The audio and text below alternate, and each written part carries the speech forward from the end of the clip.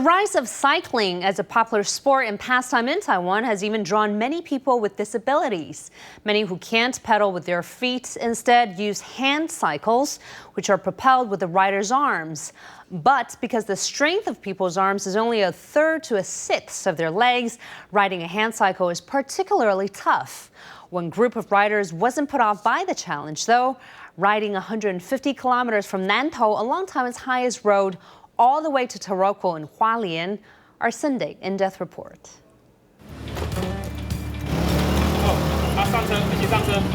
It's 7 a.m. and these 11 members of the cycling group Iolos, many of whom have lower body physical disabilities, mount their custom-made hand cycles in Puli in Nantou County.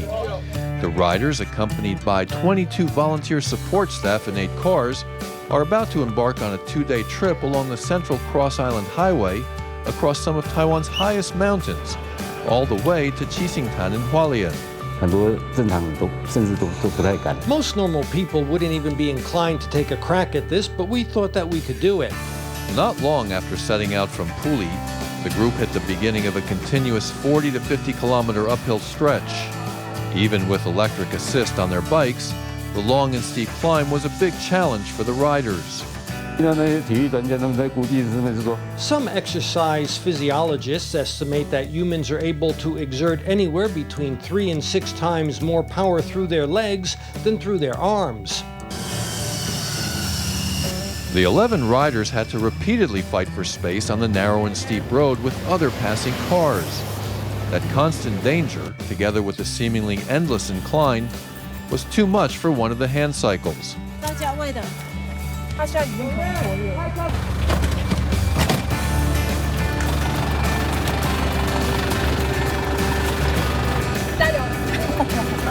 Not a minute after setting out with her newly replaced hand cycle, He Xinru, one of the riders, had another equipment malfunction and was forced to stop.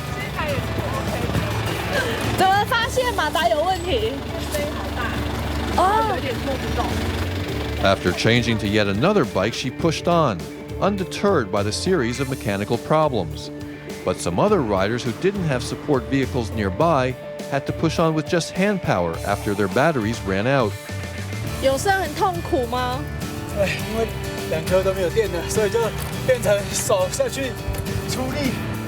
Chen Yongshun is the 5-time winner of a local swimming competition for people with disabilities. But even he was suffering pedaling up the slope in the thin mountain air.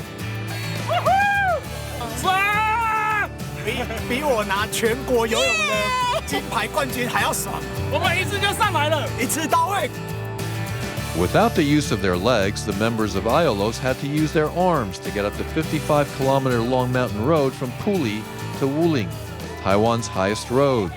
The trip took nearly 8 hours.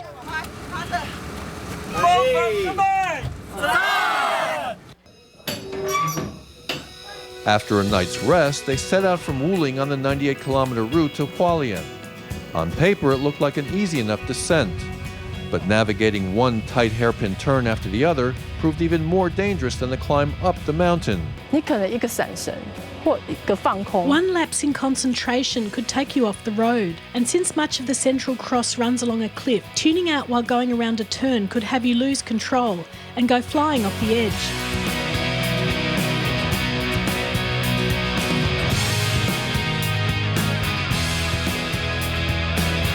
Every turn of the hand crank puts them a bit closer to their destination. A half year of planning, 2 months of training, and all their effort have been directed toward this goal.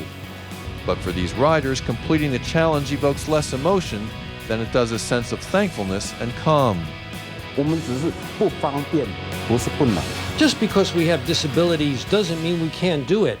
When you realize that you have confidence in yourself and you are still able to use your strength to find inspiration, it validates your existence whether you're a normal person or disabled. It's actually really easy to give up. You could do it at the drop of a hat, but you'd never know whether or not you were able to reach your dream. On the 150-kilometer mountain road from Puli to Hualien, the members of Iolos simply clenched their teeth and pushed on in the face of each difficulty they encountered. It was that unflagging determination and resolve across more than 30,000 turns of their hand cranks that allowed them to realize their strength and make it through one of the greatest cycling challenges in Taiwan.